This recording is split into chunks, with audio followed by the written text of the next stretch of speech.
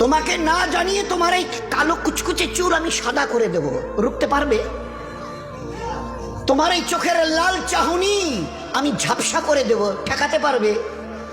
তোমার এই লোহার মতো মজবুত দাঁত 32টা 16 একটা একটা করে ট্রান্সফার করিয়ে দেব, তোমার কাছে কোনো পারমিশন নেব না, ধরে রাখতে পারবে? এইভাবে আস্তিন গোটানো মাসল ফোলানো ধরে রাখতে পারবে তো? এরকম করবে না তো? এইভাবে এরকম হবে না তো? সামনে এসে একটা পান দিচ্ছে, এই হাত, চাচা এই হাতটা নিলেন, এই হাতটা কলেন, আরে বাবা দেখ না চিমটি কাটিতে কিচ্ছু নেই।